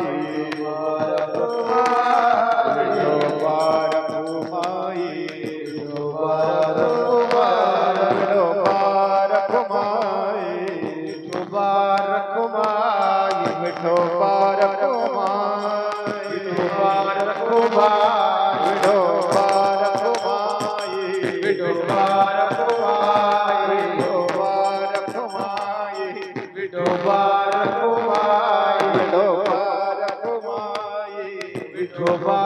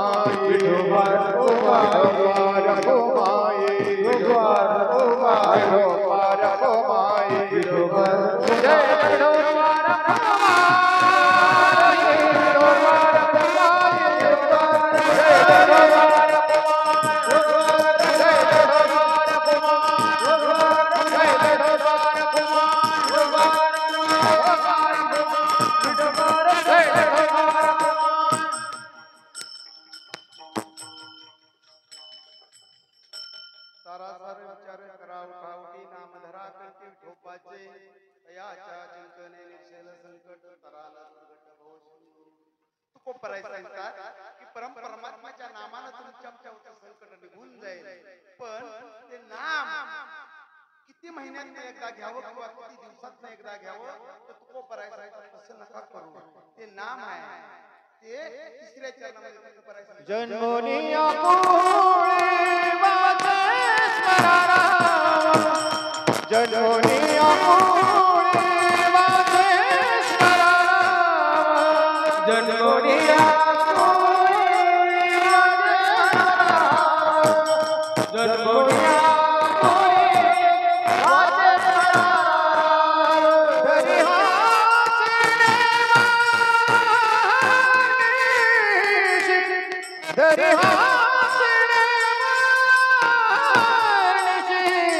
दयाचा चिंतन निरसे संकट दयाचा चिंतन निरसे संकट दयाचा चिंतन निरसे संकट दयाचा चिंतन निरसे संकट.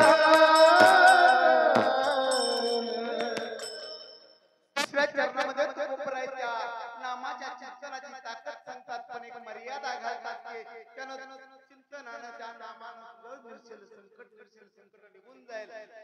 त्यासाठी जन्मोनी या पुरी वाची स्मरा राम आणि धरी हा नियम अहर्निशी नित्य नेमानं जप नित्य नेम आणि ते प्राणी दुर्लभ कारण तुम्हाला माहित आहे की नियमानं जपणं अवघड आहे जपणं सोपं आहे पण एक सिद्धांत सांगून जातो त्या देवाच्या नावाला जपलं की देव आपल्याला जपतो बरं का त्याला आपण जपायचं अजपाचपणे कसं जपायचं ती रीत आहे अजपाचपणे उलटल्या नामाचा ते मनाचा निर्धार होशी अजपाचपणे उलट प्राणाचा तेही मनाचा निर्धार असो जर का त्याला आपण जपलं तर तुकोबराय सांगतात तो तुम्हाला जपेल पण कसा अहर्निशी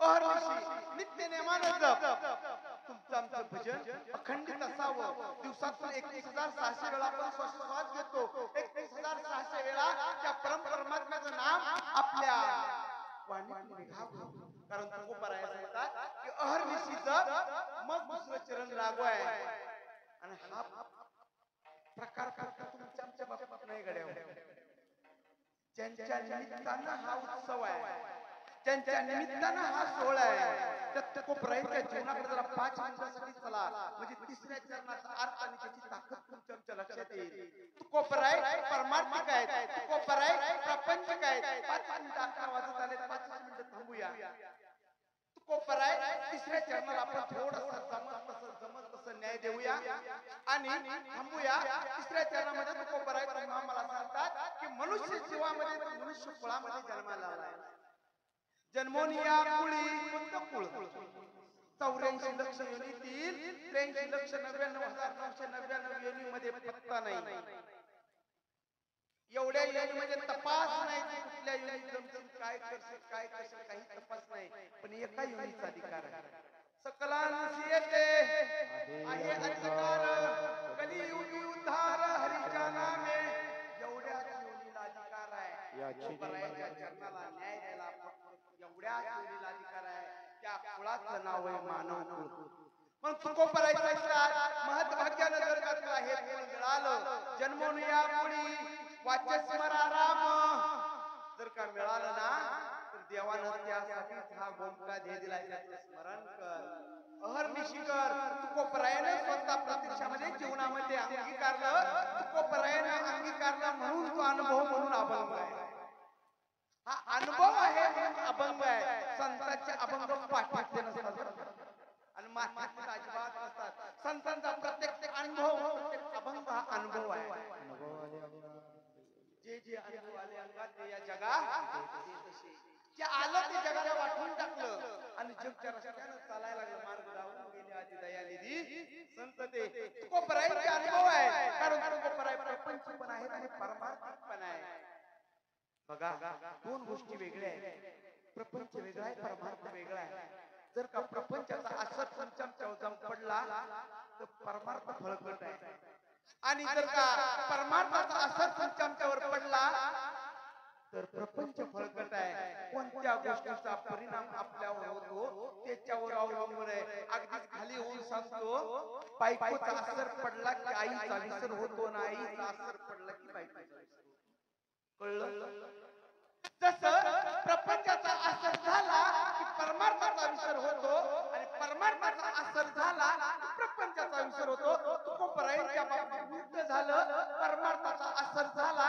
प्रपंचाचा विसर पडला पण लहान लेकरं आहे धर्मपत्नी आहे ज्या गुळवे महाराजांनी माझ्या अवलीला तुकोबरायांचं वारकरी कुळ आणि त्या काळात तुकोबरायांची धनधान्य कुटुंब आहे वारकरी कुटुंब आहे बहुत भाग्यानं सरस्वती लक्ष्मी एकत्र येते महाराज आणि सरस्वती आणि लक्ष्मी एकत्र येलेलं ठिकाण आहे 6 पिढ्याचा वारसा आहे तुकोबरायांच्या कुटुंबाला वारकरी गुळवे महाराजांनी आपली कन्या सुपूर्द कलावे बेल्लोबाच्या ताब्यामध्ये ही सून म्हणून स्वीकारा तुकोबरायांचं लग्न व्हावं आणि तुकोबरायाला माझ्या परमात्म्याचं वेद लागावा हजारो लाखाची प्रॉपर्टी आहे महाराज पण जसा अहंकार गळून पडावा तशी प्रॉपर्टी गळून पडली फार त्याचं वर्णन नाही करत बसायचं सांगायचं एवढं की तुकोबरायांना त्या नामाचा इतका वेळ लागला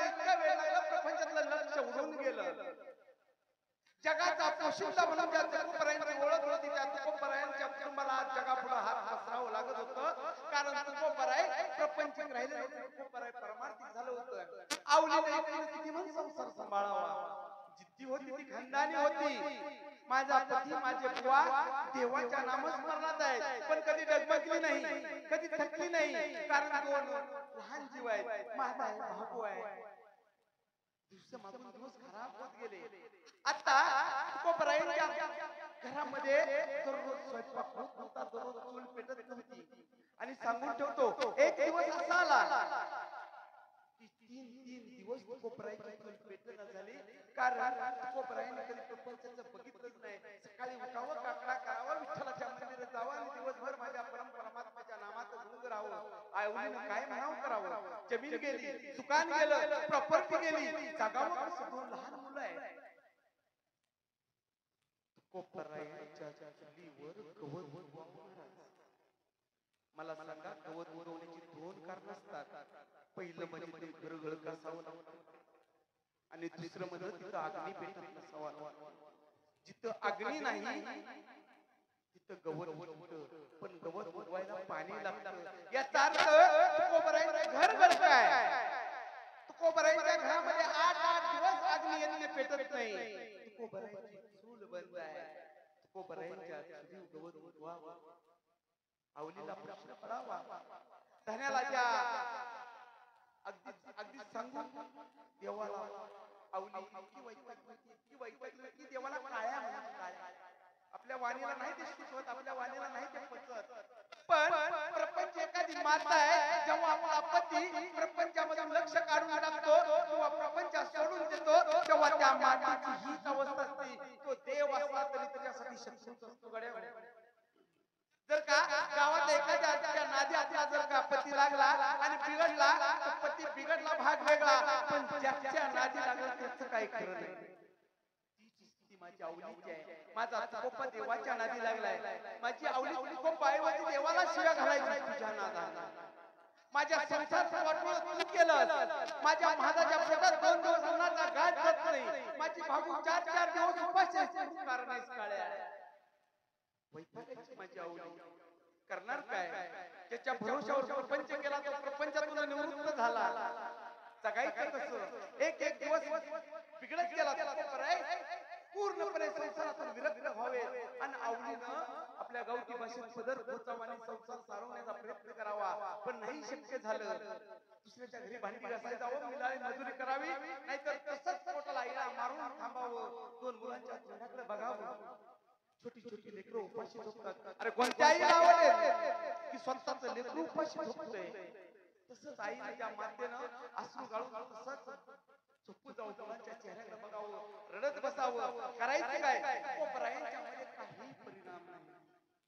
बुवा माझा आजारी पडला, त्याच्या पोटात दुखतंय, त्याला मूत खडाय वैद्याकडे तरी न्या. तुकोबरायांचं बर म्हणावं, सकाळी उठावं, पुन्हा नित्यनेम काकडा करून देवाकडे जावं, नामस्मरणात राहावं. दिवसे मागून दिवस गेले. माझ्या महादाचा आजार वाढत गेला, मुतखड्याचा आजार वाढत गेला. एक दिवस असा आला, पोरगं निपचिप पडलं. आई ग आई, पिवळायला लागलं. बाहेर भांडी घासते माझी आवली. तुकोबरायांना सांगितलं तरी तुकोबराय निघून गेले. आणि एका मुलाचा विवळण्याचा आवाज बंद झाला. घाईनं भांडी तिथंच आपटावी, आवलीनं घरात यावं तर पोट गच्च झालंय आणि महादा बेशुद्ध पडलाय. जेव्हा स्वतःचं लेकरू शेवटचा श्वास घेतं तेव्हा त्या आईची अवस्था बघितली असेल तुम्ही. पोराच्या कपड्याला पकडलं, पोरगं फरफटत नेलं, कुठं नेलं? शेजारी विठ्ठलाचं मंदिर आहे माझ्या तुकोबरायांच्या घराजवळ. मंदिरात न्यावं. प्रसंग ऐका. 3ऱ्या चरणात आहे आपण. मुलगा बेशुद्ध आहे, मुतखड्याचा त्रास आहे, पोट गच्च आहे, मुलगा बेशुद्ध पडलंय. आवलीनं स्वतःचा लेकरू हातात फरफटत न्यावं, मंदिराजवळ जावं, पायातलं पायथान काढावं. गड्या देवा समोर जावं, देव सोडून द्यावं देवा पुढं. तू हातात हातात चप्पल घ्यावी, समोर माझा जगाचा मालक असावं. अरे तू काळ्या माझ्या संसाराचं वाटोळं केलं, ओबाडत फुटते. यावली नव्हती, काही बोलत होती आणि माझा जगाचा मालक शांतपणे ऐकत होता. नवे नवे हसत होता. जगाच्या मालकाला कळलं माझा शेवटचे श्वास घेतोय. जगाच्या मालकानं विठवरून खाली यावं, परिस्पर्श करावा, तासाभरानं पूर्व शुद्धीवर यावं. पण परिणाम असा झाला, जेव्हा आजवा आवली बोलत होती तेव्हा गावात 4 माणसं ऐकत होती. आवली देवाला चप्पल धरून गेली. 4 माणसानं स्वतःच्या डोळ्यानं पाहिलं. गावभर चर्चा झाली. अरे तुकोबा कीर्तन करतात, तुकोबा उपदेश देतात, तुकोबा प्रबोधन करतात, तुकोबा वेदावर भाष्य करतात आणि त्यांची धर्मपत्नी देवावर चप्पल घेऊन जाते. चर्चेचा विषय झाला. मीटिंग बसली गड्या हो. आणि मीटिंग मध्ये तुकोबांना बोलवलं. गावचे पाटील आले आणि दोन्ही बाजू ऐकायला घेतल्या आणि गावच्या पाटलांना निर्णय दिला. कोपला पाटील, गावाचे हे लोक आता कोण भीक घालतील मग. आणि पाटलाने निर्णय दिला, तुकोबा आजपासून पुन्हा मंदिरात पायी नाही ठेवायचं, पायी नाही ठेवायचं. तुकोबारायांचं मंदिर बंद झालं, पण तुकोबारायांचं चिंतन नाही बंद झालं, तुकोबारायांचा परमार्थ नाही बंद झाला. गावानं तुकोबारायांना मंदिरात येणं बंद केलं. कारण माझ्या आवडी देवाला शिव्या घालत, देवाला चप्पल उगारत होती. दुसऱ्या दिवशी तुकोबाराय उठले, आता मंदिरात नाही जायचं, आता माझ्या जगाच्या मार्गाजवळ नाही जाता येणार. म्हणून तुकोबारायाने टाळ घ्यावी, विना घ्यावा आणि भंडारा डोंगर गाठावा. किती दिवस, 4 दिवस नाही तुकोबाराय घरी आले. नामामध्ये तल्ली नाही तुकोबाराय. कधीतरी 4 दिवसातून एकदा चूल पेटावी. त्याला कोंडा म्हणतात आपल्या गावठी भाषेत, कोंडा. मुलांना कोंड्याच्या भाकरी घालावेत. कुणी काही दिलं तर मुठभर धान्य ते जात्यावर दळावं, त्याचं काय होईल तेवढं घालावं. नाही जमलं तर पेज पाजावं. कसे तरी दिवस पुढे ढकलावेत. एके दिवशी कुणीतरी माझ्या आवली मातीत धान्य द्यावं, ते जात्यावर दळावं. 2-3 भाकरी व्हाय, पोटभर माझाने खावी, पोटभर माझ्या भावाने खावी. एक भाकरी शिल्लक, एक भाकरी. मग माझ्या आवलीला बुवाची आठवण झाली. माझी धनी 4 दिवस घराकडे नाहीत आले. कुठे असते? कुणीतरी सांगावं डोंगराकडे गेले, कुणीतरी सांगावं या वाटेने गेले, कुणीतरी सांगावं त्या वाटेने गेले. आज भाकरी शिल्लक होती. घरातील 2 मिरच्या घ्याव्यात, मिरची घ्यावी, भाकरी घ्यावी, त्याचं गाठोडं बांधावं. भोपळ्याचा तांबे आहे त्यांच्या घरात, भोपळ्याचा काशीफळ भोपळ्याचा तांबे आहे. तुकोबारायांची श्रीमंती बघा. ते जगाला पोत्यानं वाटत होते, त्यांना पोत्यावर आले होते परमार्थ नव्हे पुराण. आणि आजची आवडीची स्थिती आहे की त्या भोपळ्यामध्ये पाणी घ्यावं, एक भाकरी शिल्लक आहे. स्वतःच्या पोटाचा विचार नाही. ध्यानात घ्या, ती आई आहे, ती माता आहे, हंसासारखी असते बरं काही. वरून काटेरी असते, आतमात्र दर्यासारखी मऊ असते. तिचं काळी तर जसं मुलाच्या पोटामध्ये 2 घास गेलं. पहिला पती आठवला, पहिला पती आठवला, स्वतःचं पोट नाही आठवलं. आणि आवलीनं काठोडं बांधलं, हातामध्ये ती भोपळा घ्यावा पाण्याचा. आवलीनं भंडाऱ्याकडे निघावं, पण जावं तर कोणत्या वाटेने जावं? घनदाट अरण्य आहे, घनदाट जंगल आहे, 3 वाटा आहे. त्या काळी आवलीनं जमिनीला कान लावावा. ज्या मातीतून विठ्ठल विठ्ठल आवाज येईल, त्या मातीत तुकोबा गेले कसे समजावं. नामाची ताकद बघा. आवलीनं जमिनीला कान लावला, विठ्ठल विठ्ठल आवाज आला आणि आवली भंडाऱ्याच्या दिशेने निघाली. चैताचा महिना असावा, 2 मिनिटं राहिले आणि आवली निघाली. झाप झाप झाप झाप पावलं टाकत माझ्या भंडाऱ्या डोंगराकडे. फक्त डोळ्यासमोर एकच, 4 दिवस माझे पती जेवले नाही. डोक्यावर भाकरे, एकच भाकरे, हातामध्ये तांब्या येतो. आणि निघाली उन्हाची झप झप लावली टाकत. करवंदाच्या जाळ्या आहेत, करवंदाच्या जाळ्या बाजूला सरायच्या, मार्ग काढायचा. मार्ग शोधून आवलीनं भंडारा डोंगर गाठायचं ठरवलं. मध्यावर गेली, 5 आवाज उन्हाचा कडक ऊन आहे, अंगात घाम निघतोय. धापा टाकत टाकत आवली निघाली भंडाऱ्याच्या दिशेनं. अचानक चालता चालता आवलीनं आरती काळी ठोकावी आणि विवळावानी खाली बसावं, कारण पायामध्ये तिचा एक फार मोठा काटा रवा करवंदीचा काटा. काटा आवलीला निघत नाही. आवलीला इकडं तिकडं पाहावं, यात्रा करावी, धावा करावा हे माझ्या मंगळाई माते, कारण आवली माझ्या मंगळाई मातेची भक्ती करायची. मंगळाईचा धावा केला, काटा काढण्याचा प्रयत्न केला, रक्तबंबाळ झाला पाय, काटा काही निघत नाही, आवलीच्या वेदना थांबत नाही. एवढ्या हे गुरांची बाळ आहे, उगा 6-12 वर्षाचा असावा, हातामध्ये भोगोराची काठी, डोक्यामध्ये गोंड्याची टोपी आणि हसत हसत आवली जवळ यावं. माय काय झालं? मुडद्या काढू, मला तुझं नाव सांग बरं. अगं माझं नाव विठू.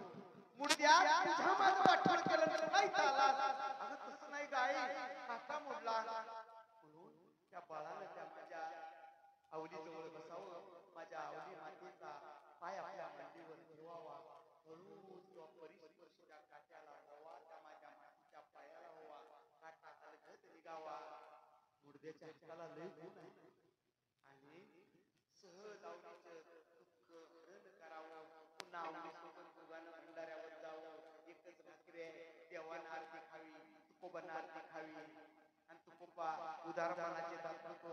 अगं आवली वाढ की देवाला वाढते भाकरी आवलीनं म्हणावं वाढते वाढते जेवाचं खरं. कुठलीच माता नाही म्हणत नाही, नसलं तरी नाही म्हणत नाही, आणि तिनं उगाच आपलं टोपल्याकडे हात घालावा. टोपल्यामध्ये 50-50 गड्या झाला विषय संपला. आपल्याला परत लांबवायचं नाही, वेळ संपले, पुढे जायचं नाही. मला एवढंच सांगायचंय, जर का ज्याप्रमाणे हर दिवशी माझ्या परमात्म्याचं नामस्मरण होतं, साक्षात देव जीव घालायला यावं. मला सांगा, आम्हाला जमलं असतं कामामध्ये काम काही म्हणा जाईल श्रम, दुःख होईल सुख होईल. आपल्याला एवढं तरी आपल्या भाग्यात असतं की सहज प्रपंच करत करत माझ्या जगाच्या मालकाचं नामस्मरण घेतलं तर तुम्ही आम्ही नक्कीच सुखगड्या होऊ. कारण हे कलियुग आहे, फक्त तारणारा नामधारक आहे. एरवी आमच्यावर आपल्याला जायचा वेळ नाही, कारण आता निद्रा नावाचा काळ सुद्धा तुमच्या आलाय. 10-15 मिनिटं निद्रेनं वाट बघितली, उगाच निद्रा मात्र झडप घालणे अगोदर ज्ञानोपरायणचा धावा करूया.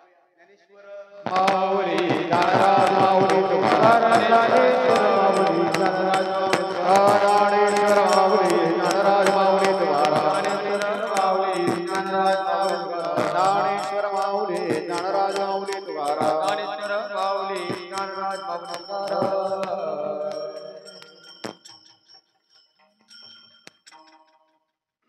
सारा सारे विचार करा भावती नाम धरा कीर्ती विठोबाचे तयाच्या चिंतनेने सेल कराल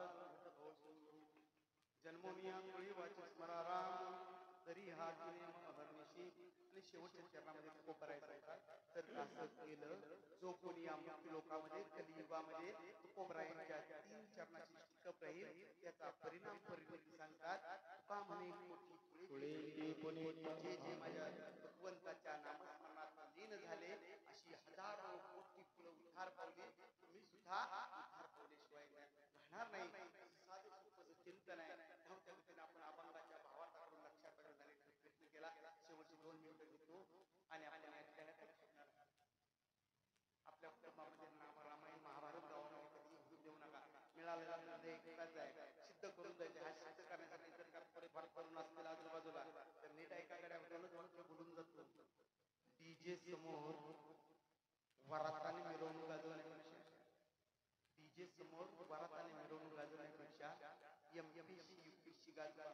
एक दिवस तुमची मिरवणूक निघेल. आणि जर का वेळेत नाही जागला तर आयुष्यभराची वरात निघेल गाड्यावर. हे तरुण हो, कारण एकदाच मिळणारा सिद्ध करायचं आहे. आणि ध्यानात ठेवायचं, तुम्ही जरी धार्मिक असलो परमार्थिक असलो तरी सुद्धा प्रयत्नानंतर नशीब आहे. प्रयत्न संपला की नशीब सुरू होतं. माझ्या नशिबातच नाही, मिळायचंच नाही. प्रयत्न हे वाळूचे कण रगडतात, वाळूतून सुद्धा प्रयत्न होऊ देऊ नका. कारण कली आहे, कली नेमका कोणाच्या मागे लागला नाही. सिद्ध व्हायचे आपल्याला, तुम्हाला सिद्ध व्हायचंय. त्यासाठी 3 मचा वापर करा. म्हणजे मन, म म्हणजे मस्तक आणि म म्हणजे मनगट. मनाला नामात बसवा, मस्तकाला पुस्तकात बसवा आणि मनगटाला कष्टात बसवा. आयुष्याची वरात नाही निघायची, कारण शारीरिक बौद्धिक आणि मानसिक विकास झाला की परमार्थ तर आमचा पुढे यार आमच्या बाप जाद्याची मिराळ आहे. परमार्थ आमच्या बाप जाद्याची मिराशी तो आम्ही करणारच, पण आम्हाला सिद्ध करायचंय. जर का हा नरदेह मिळालाय, जन्मोनी यामुळे मनुष्य जन्माला सिद्ध आलोय, जी गोष्ट अशक्य आहे, असाध्य ते सत्य करीता साया अशक्य गोष्ट सत्य करण्यात मजा आहे हो. आणि तरुण रक्त म्हणजे दगडावर जरी लाथ मारली तरी पाणी आणि ताकद तरुणामध्ये असते. तरुणांनो, ही लाथ फक्त चुकीच्या ठिकाणी घातली. कोणतीच गोष्ट आयुष्यात कोणा मिळत नाही. फार काय बोलणार नाही. ज्याच्याकडे मारतायत, ज्याच्या गप्पीत आहेत, ते दोन ज्यांच्या देव ज्याच्याकडे आहे, परम भाग्य नाही, त्यांना ही श्रीमंती अशी सांभाळून ठेवा. मिळत तेवढी सेवा करत जा. आणि या ठिकाणी आज आपण सेवेला तुम्हाला सर्व आकाश महाराज असतील, आमचे महाराज असतील, कोंडलेचे महाराज असतील, त्याचबरोबर आमचे युट्यूबर शकील महाराज सहित असतील आणि सत्रे महाराज, फक्त तुम्हाला ऐकून या आणि काका आपल्याही चरणावर नतमस्तक करून तुम्ही सर्वजण माझ्या माता पिता समान, बंधू समान, तुम्ही समान आहात. तुम्हा सर्वांच्या चरणी आजची सेवा समर्पित करतो. या ठिकाणी सेवेला विराम देतो. जय विठ्ठल जय जय